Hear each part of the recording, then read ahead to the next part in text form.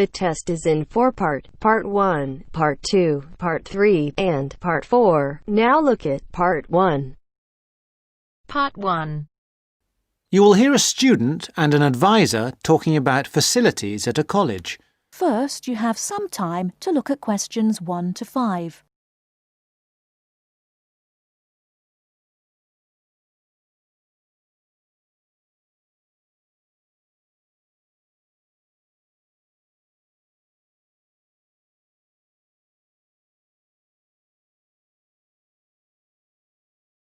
Now we shall begin. You should answer the questions as you listen, because you will not hear the recording a second time. Listen carefully and answer questions 1 to 5. Hi, I wonder if you could help me. I'm starting a course at Glenfield in a few weeks. I was just a bit worried about what facilities there will be and what I'll have to do. I'm especially interested in health and welfare stuff. Certainly. We normally send out a copy of our leaflet, Staying Healthy at Glenfield. I'm not sure why you haven't had it. Well, could you answer a few questions for me? Firstly, I'm wondering about how I get a doctor when I arrive. Well, you can register with the University Health Centre on North Campus. And do I have to pay for that? Not to register, but if you have to get medicines, there's a prescription charge of £6.50. Okay. Well, I'm not planning to get ill. That's only going to arise if I have any problems. So, should I just go along when I arrive? That's what we recommend for peace of mind, but it's not compulsory, and if you don't live inside the catchment area, you can't in fact register there. Where do you live? Well, at the moment I'm staying at the Backpackers Hostel in Hill Street, but I will be moving from there shortly, somewhere nearer. Well, there's a map at the centre which shows you the area that the university practice can accept people from. It's what we call the yellow zone.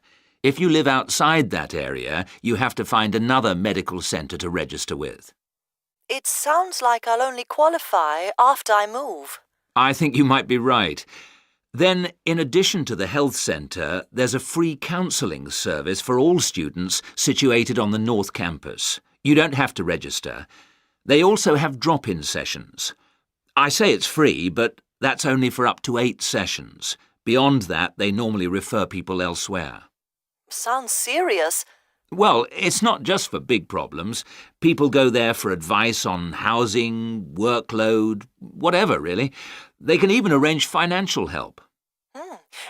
Is it confidential? Absolutely.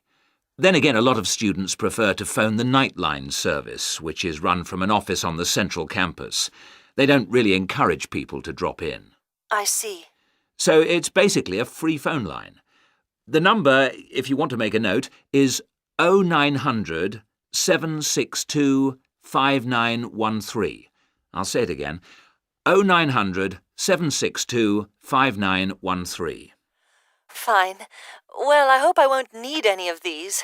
What I will want is access to some gym facilities. Right.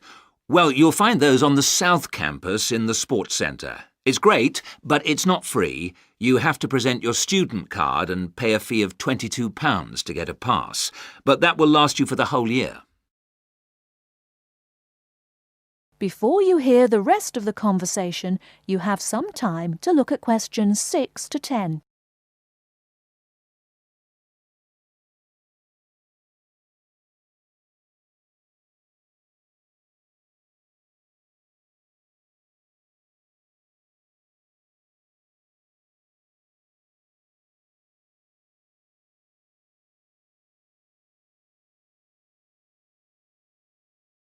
Now listen and answer questions 6 to 10.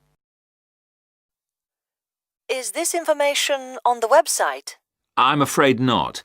I can send you some leaflets or even resend the whole information pack if you give me your details. Could you send the whole information pack, please? Yes, that's fine. I'll have to take down some details. Could you tell me your full name? Sonia Orr. S-O-N-Y... No, I'll spell it. S-O-N-I-A Then or is O-R-R. Or. OK. And you said you were on Hills Road? Yes, but don't send it there as I'm about to move. I'll give you my new address, which is 22 Winter Gardens. That's Glenfield. And the postcode? Oh, yeah. That's GF23 9BQ. Fine. Now, we're doing a bit of data collection about who uses our services at the moment. Can I just ask a few more questions? Yes, that's fine. OK. If you're an international student, what country are you from? I'm from Switzerland. And how old are you? I'm 24. And finally, which course are you enrolled on? Right. Well, that's a bit complicated, since I'm hoping to switch to economics and history. But at the moment... I'm down to do economics and sociology. It's a joint degree. OK, I'll put that. Great. Well, I'll pop the information pack in the post, and you should get it soon. That is the end of part 1. You now have half a minute to check your answers.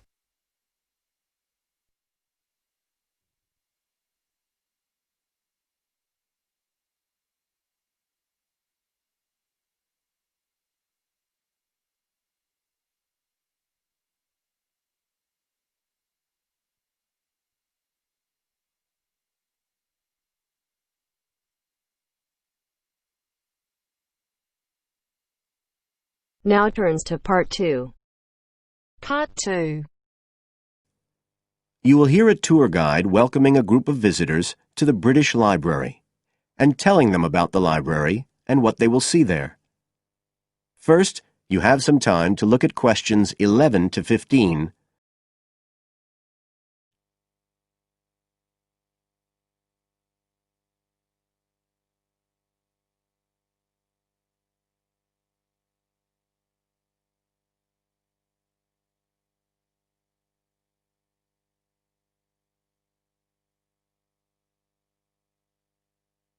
Now listen carefully and answer questions 11 to 15. Good afternoon, ladies and gentlemen, and welcome to your very own tour of the British Library on this lovely afternoon. My name is Tony Walters, and I'm your guide for today. Could I please see your tickets for the guided tour? I'd also like to remind you that any tickets bought today do not include a visit to the reading rooms. I'm afraid we don't do visits on Fridays, or any weekday during working hours, so as not to disturb the readers. But if you do want to see those rooms, the only day there are tours is on Sundays. So, I don't want anyone to be disappointed about that today. OK? Thank you. Right, we'll start with a brief introduction. As many of you know, this is the United Kingdom's National Library, and you can see that this is a magnificent modern building. It was first designed by Sir Colin St. John Wilson in 1977, and inaugurated by Her Majesty the Queen more than 20 years later in 1998. As you can see, the size is immense, and the basements alone have 300 kilometres of shelving, and that's enough to hold about 12 million books. The total floor space here is 100,000 square metres, and, as I'll show you, the library houses a huge range of facilities and exhibition spaces. And it has 1,000 staff members based here in the building. So, you can appreciate the scale of our operation. In fact, this was the biggest publicly funded building constructed in the United Kingdom last century. It is still funded by the government as a national institution, of course, and it houses one of the most important collections in the world. The different items come from every continent and span almost 3,000 years. The library isn't a public library, though. You can't just come in and join and borrow any of the books. Access to the collections is limited to those involved in carrying out research. So it's really a huge reference library for that purpose, and anyone who wants to consult any materials that are kept here can formally apply to use the library reading rooms. You now have some time to look at questions 16 to 20.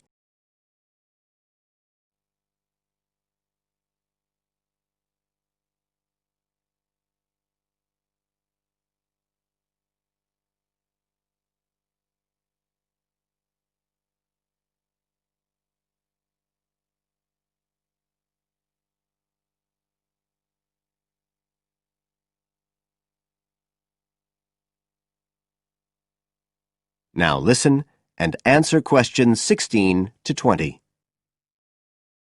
Right. Well, here we are, standing at the meeting point on the lower ground floor, just to the right of the main entrance.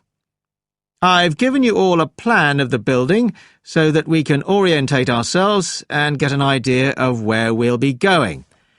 Now, outside the main entrance, you'll see the wide piazza with the stunning sculpture of Newton.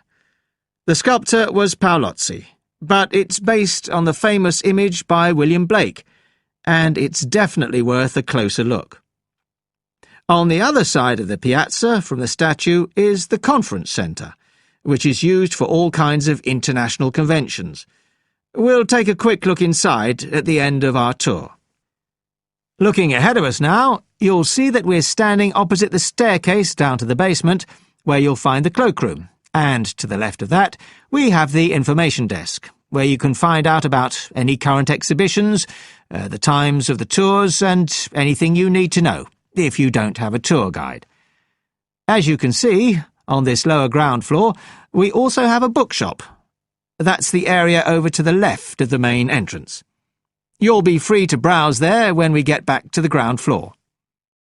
Now, opposite the main entrance on this floor, we have the open stairs leading up to the upper ground floor. And at the top of them, in the middle of the upper ground floor, you can see a kind of glass-sided tower that rises all the way up through the ceiling and up to the first floor. This is called the King's Library. It's really the heart of the building. It was built to house the collection that was presented to the nation in 1823 by the King. You can see it from every floor above ground. When we go up there, you'll find the library's treasures gallery on the left. Can you find it on your plan? That's the exciting one. So we'll be visiting that first, but we'll also take a look at the stamp display situated behind it on the way to the cafe. A lot of people miss that. The cafeteria runs along the back of the floor, and in the right-hand corner you'll find the lifts and toilets. Always good to locate them. The other main area on that floor is the public access catalogue section, and I'll show you how that operates when we get up there.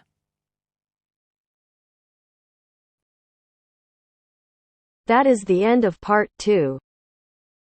You now have half a minute to check your answers.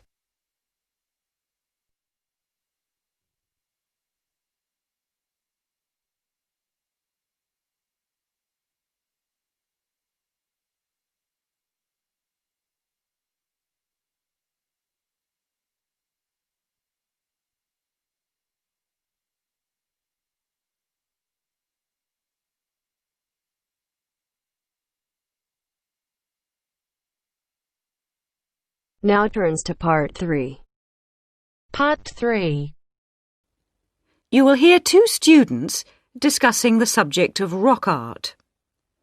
First, you have some time to look at questions 21 to 27.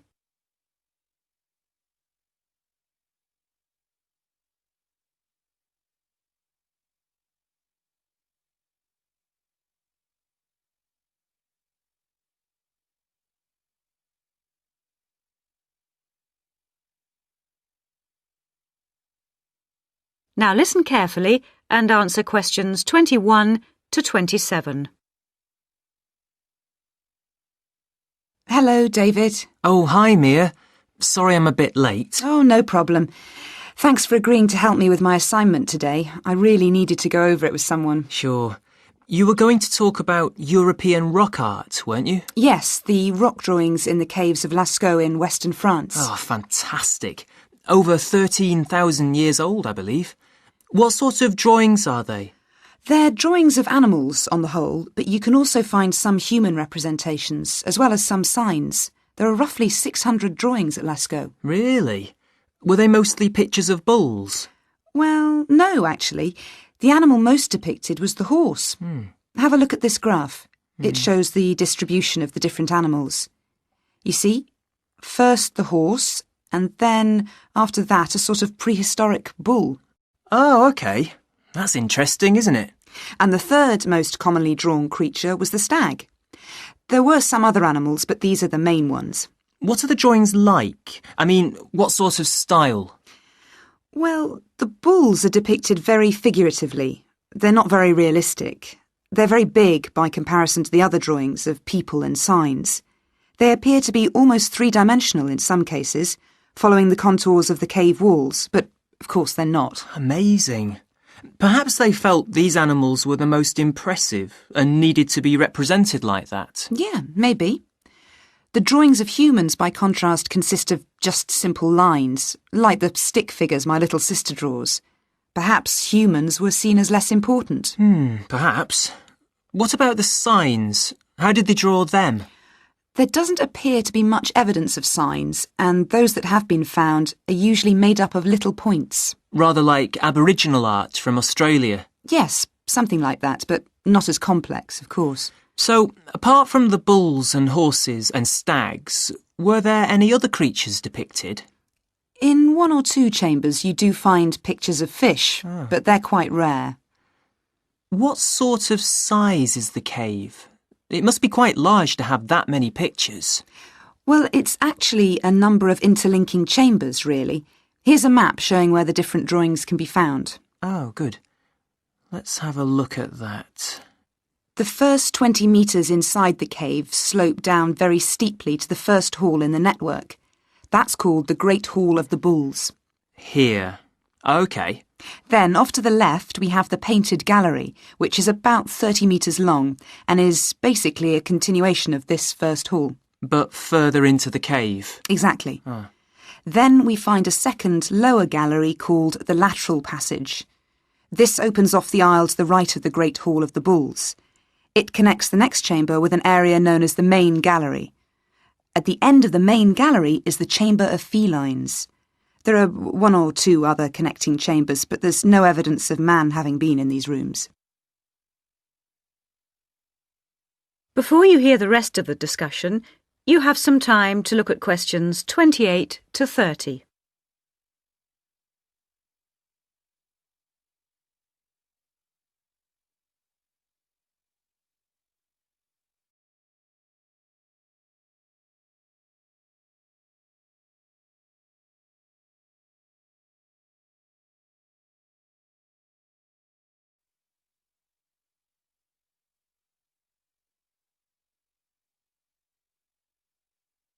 Now listen and answer questions 28 to 30.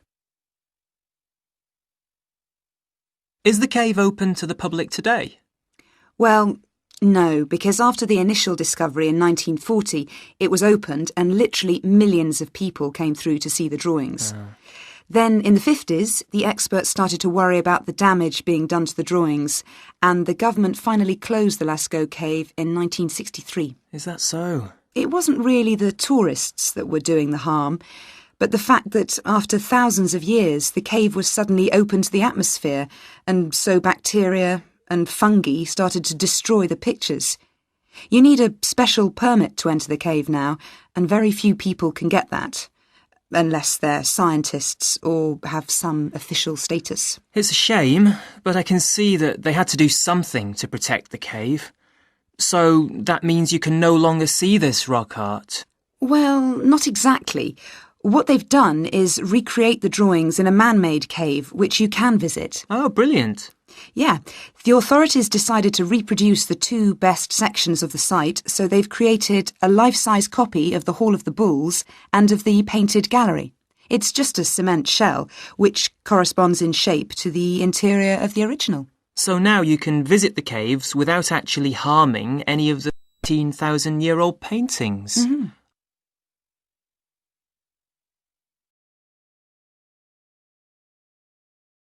That is the end of part 3.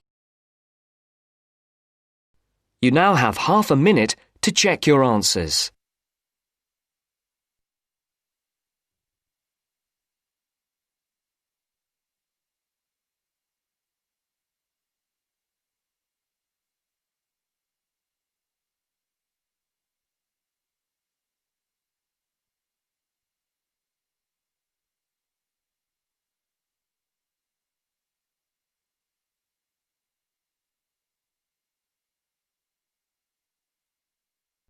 Now turns to part 4. Part 4. You will hear a lecturer talking about the process of fossilization. First, you have some time to look at questions 31 to 40.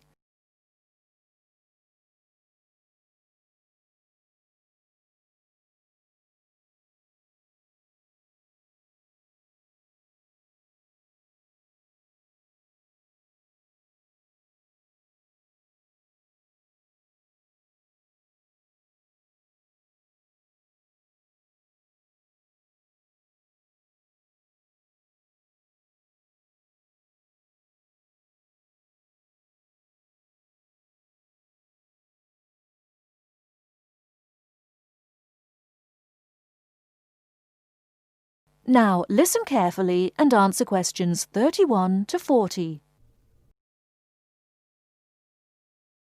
The foremost exhibition in any great natural history museum is almost invariably a skeleton of a large dinosaur, often the famous Tyrannosaurus rex, or T-Rex as it's usually known.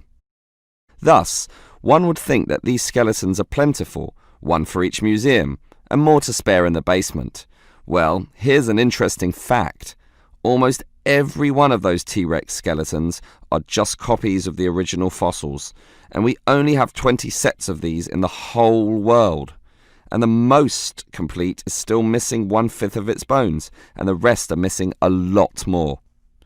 And given that these dinosaurs once numbered in the thousands and existed on this earth for perhaps 3 million years, you can realize an obvious fact. Fossilization is actually an extremely rare occurrence. Fossilization can only occur when, after an animal dies, it is buried in soft mud or silt relatively quickly before the body completely rots or is torn to pieces by scavengers. Given this fact, the overwhelming majority of fossils are in marine sediment, where former marine life sank to the sea bottom, where sediment was being continually deposited. This means that we have a fairly good idea of the life in Earth's ancient oceans, but a much sketchier view of the land-based life forms. Fossilization on land needs water and mud, meaning that it is most often near ancient river sites and lakes. But it is still so rare that there are, in fact, large stretches of geological time about which we don't quite know what was happening at all. So, given that fossilization is so rare, the natural question is, what can increase its odds? Well, fossilization mostly occurs with organisms which meet 3 basic criteria. 1, they must have hard body parts, for example, shells, plates, bones, and teeth. Unfortunately, the soft parts just rot away far too quickly to be fossilized. And I say unfortunately because it is often the soft fleshy features that most interest us. An elephant's trunk, for example, would not fossilize, and from the skeleton alone, we would never know the trunk was there. The second criterion for more likely fossilization is that the organism in question must have existed in considerable numbers and be spread over a wide geographical range. This simply increases the statistical probability that one of them will one day be fossilized and hopefully found. Finally, and by the same logic, the species needs to have existed on the Earth for a long time, and the longer, the better. So, these are the 3 main criteria, but there are others. Being a large size, for example, helps us to notice and discover them as fossils more easily, and being a marine organism, as mentioned, helps also. Trilobites, a strange sort of ancient crab, are a perfect example. Their body structure was one of hard plates. They existed over virtually the whole world of their time and over a huge span of geological history, over 250 million years in fact, one of the longest ranges of any creature ever. Added to this, some species could grow to relatively large sizes, and they lived in the sea. Perfect. These creatures meet all the criteria, and as a result, museums all over the world are spilling over with trilobite fossils of all shapes and sizes. As far as fossils go, they are common. So, let's think about T-Rex once again. It too basically meets all the criteria that we mentioned. It has hard parts, being the bones, had some dispersion, and had been around for a long time, although it cannot compare to trilobites in this respect. However, it does have one important advantage over trilobites. It is large, very large, which means we can discover it far more easily than many other fossils. And here's another advantage. Dinosaur hunters are a dedicated and fanatical breed, continually at work in all the likely sites of the world. Basically, us human beings are fascinated by these creatures. So much that we are always searching for them, probably more than any other types of fossil, meaning that more T-Rexes will inevitably spring up in the future, and one is certainly glad for this.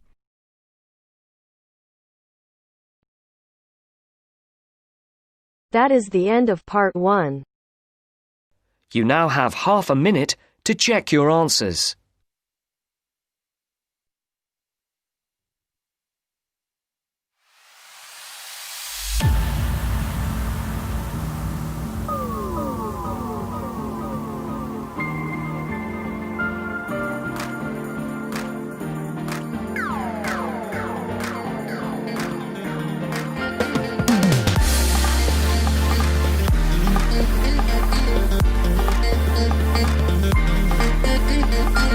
That is the end of the test.